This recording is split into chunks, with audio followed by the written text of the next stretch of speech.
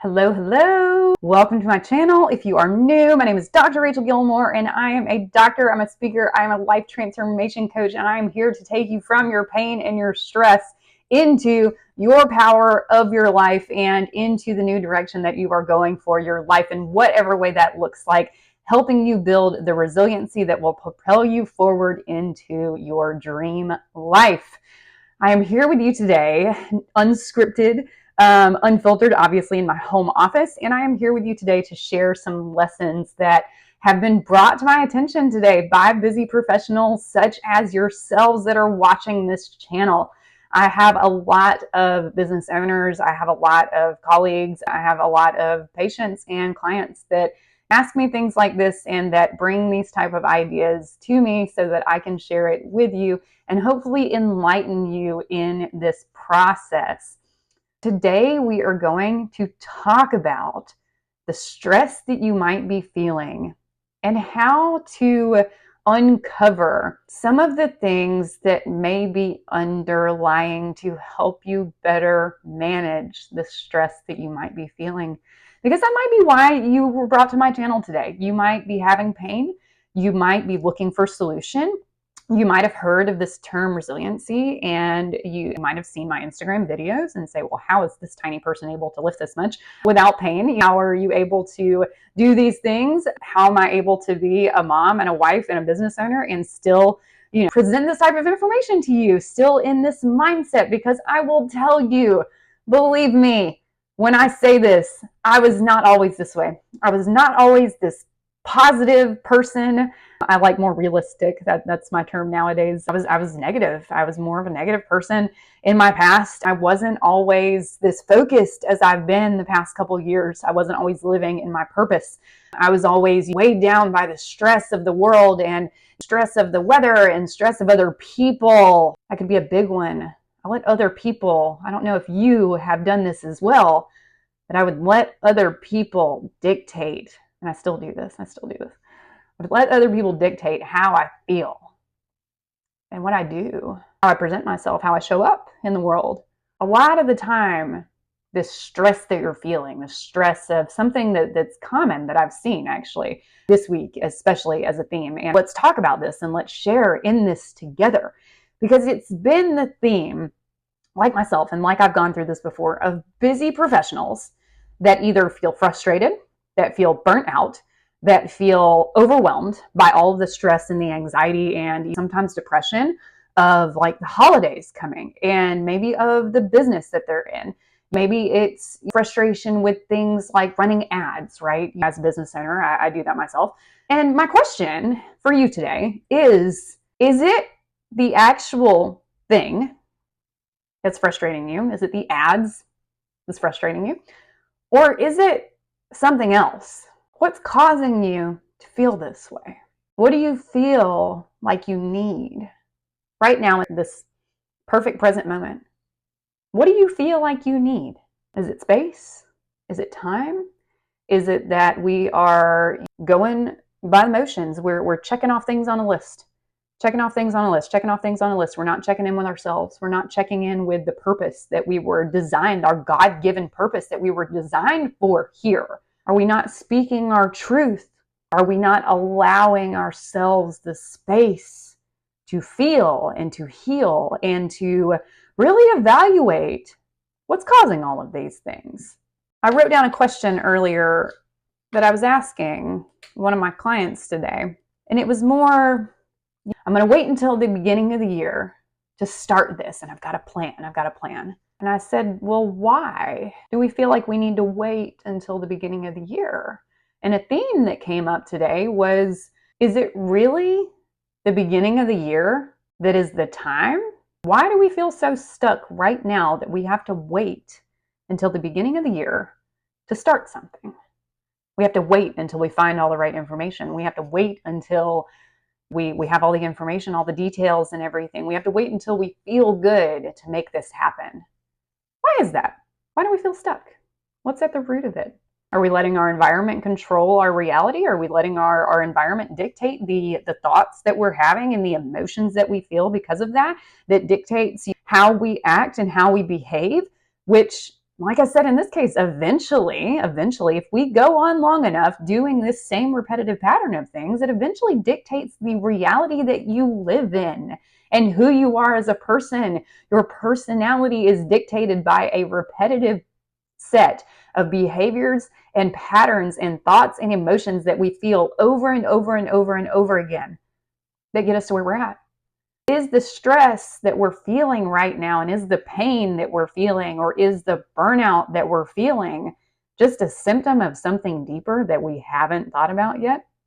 Because for a lot of people in this case, I think the answer is yes, because every single conversation that I've had about this recently has been on the topic, really at the root cause of the mindset that we have in the situation that we're in, the mindset that we carry with us. What did I just mention a second ago? I just mentioned the thoughts, the emotions, and the behaviors. Well, what is that dictated by? Say if we have something happen to us, say when I got a nail in my car, actually a couple months ago, and I was not very happy about it, but at the same time, instead of letting it ruin my day completely, I quickly modified my schedule and messaged the person that I needed to message, because I was to the point where I was worried about it was so uneven and everything. So I had to get this car into the shop, right? I had to get it into the shop. So instead of letting it ruin my day, took my car in, got it fixed, paid for it.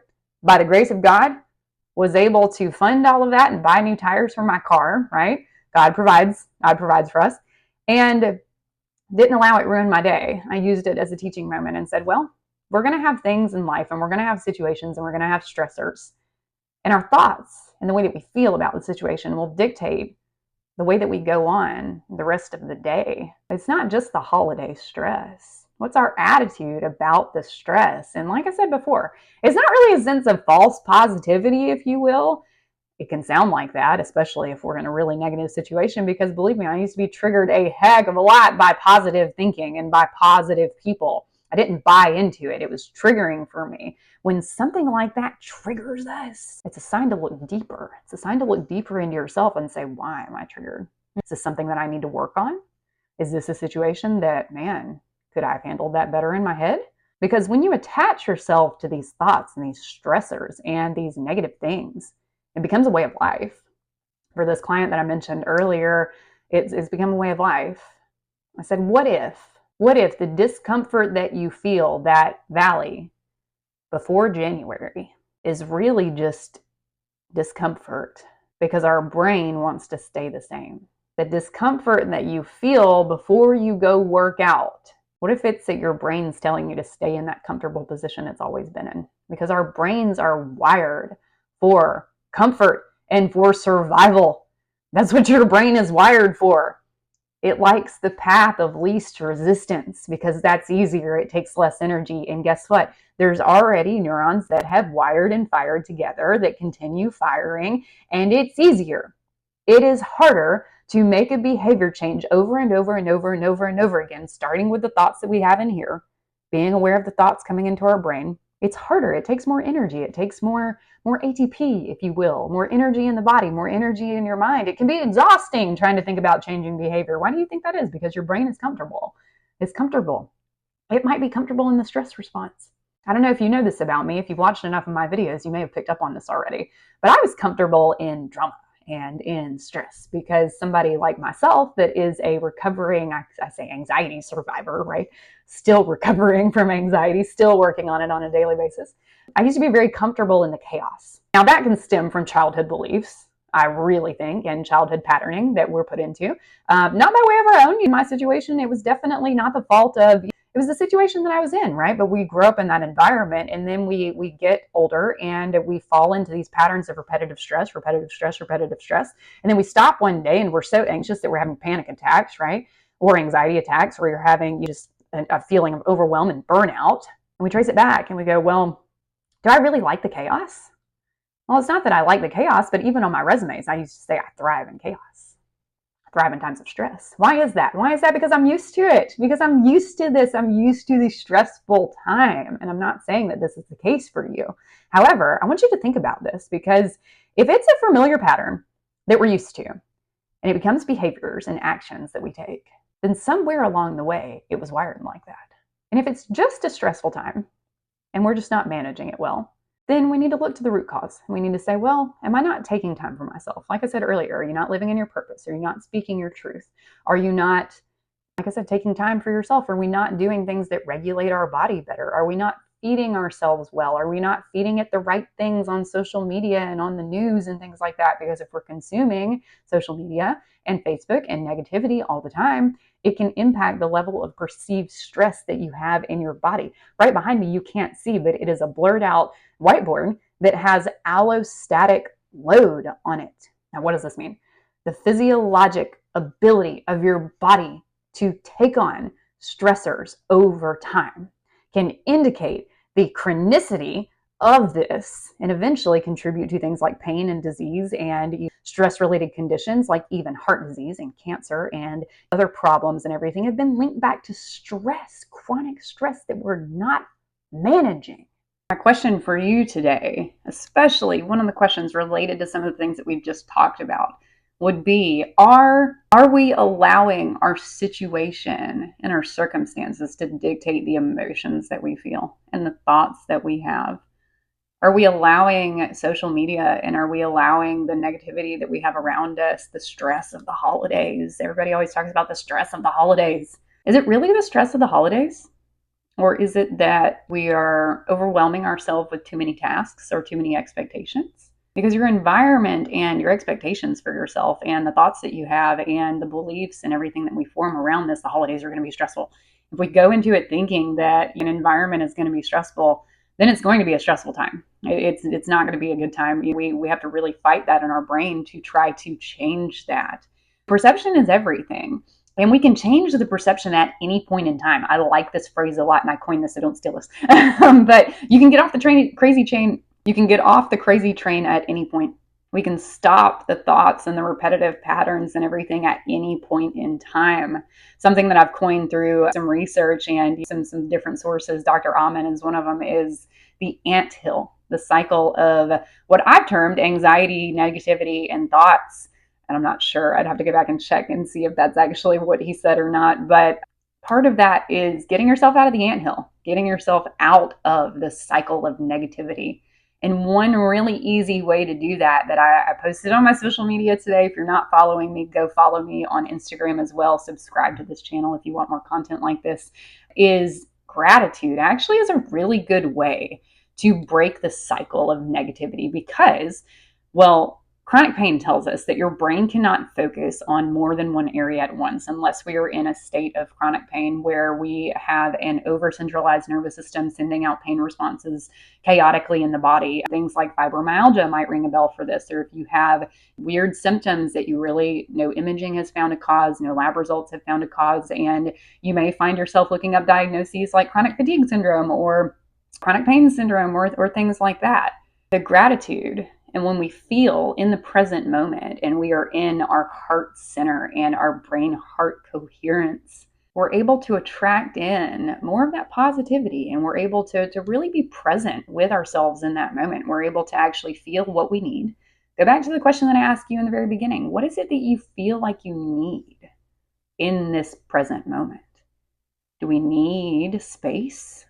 Do we need to slow down? Do we need to appreciate how far we've come? Do we need to appreciate the stress that we've lived in up until this point in time that has brought us to this point in time and that has shown us our true resiliency and the true ability for ourselves to manage this? Or are we getting overwhelmed by the stress and we're stuck in this essential loop of the anxiety, negativity, and thoughts? Gratitude helps activate your limbic system, which is a part of your brain that helps you with emotional regulation. It helps with a lot of things. But emotional regulation is one of those things. And also being able to manage stress better and support your stress response is part of what that does as well. When we're feeling in the gratitude and you're thankful for something as simple as, I got my Christmas shopping done, or maybe I've gotten some of it done, or maybe I was able to bring myself to this point, and we're going to have breathing room right after Christmas. For me, it's that. As soon as I hit the interstate, going back home, even though Christmas can be a stressful time. I've got like 3 families' houses to go to and a lot of things that go into that. But as soon as I hit that interstate, I've already established a trigger in my brain. And this can be something that you do as well. As soon as you walk into the house that you're going to, it can be something easy. As soon as you clock out for work on a day before the weekend that comes before Christmas, I'm going to give myself the ability to be grateful for that moment. But I'm going to be grateful for that because being in the gratitude for where you're at, said in this perfect present moment, and for wherever you've been up until this perfect present moment, can allow you the space. We can't think about that at the same time. What did I just mention with chronic pain, other than the fact that it can be chaotic sometimes? But when you have something painful in your body, say I like whack my thumb or have a paper cut on my thumb, if I whack my funny bone, it's not going to be very funny, but if I whack my funny bone or whack my elbow really hard on something, my brain is not going to be focusing on that thumb paper cut. It's just not going to be, because your brain has a hard time focusing on 2 things at once. It just does. The chaotic signals are a stress response. We'll kind of table that for another discussion. But being in gratitude does not allow for you to be in stress at the same time. Now, if we refuse and we are like, oh, I'm grateful for blah, blah, blah, and our mindset is still negative and we're still thinking about the stress and thinking about the stress, you're still in the anthill. You're still in the cycle of anxiety, negativity, and thinking that got you there in the first place. My challenge to you today and for the next week, especially with holiday festivities and everything, is to find something in your life that you can be grateful for. Find a moment that you know is going to happen to be your trigger. That's going to be your trigger. And I'll give you an example. Another example here, when I was really trying to be consistent on my fitness journey and really trying to go to the gym, I knew that when I got out of class that day, and this was years ago, I would go home and I would sit on the couch for a minute. And at first I had to set a timer so that I could get up then. But I made it a trigger in my mind so that when I sat on the couch, I would give myself the time to breathe for however long it was. It was taking a nap, 30 minutes, 45 minutes, whatever I needed that day, or it might just be 15 minutes just to sit and just to be and not to think about anything, because it's really hard for me. But as soon as I sat on the couch, I knew that that was a trigger. After that time was up, trigger, get up. Let's go change. Let's go to the gym. Over time, putting in that repetition can create new neuronal patterns, new firing and wiring in your brain. And if you do this enough, you can really create the lasting change so that things like stress will not overwhelm you as much. I'm not saying you're not going to have stress in your life. God gives the hardest battles to the strongest warriors. It's not the amount of stress. It's not the amount of activity. It's not the amount of things that you have to do. It's how you handle it and the perception that you have around the situation and how you are able to navigate through it that will allow you to be more resilient and more powerful and more steadfast and strong in these stressful times. So my challenge for you for the next week is to find something to be grateful for, find a trigger moment that you can set for yourself, and make sure to take time to breathe through it and to be present in the moment. I hope this helped you today. If you found this useful, definitely share this with a friend, subscribe to my channel for more content like this, and definitely like this video if you want to see more videos like this as well. And I will see you in the next video.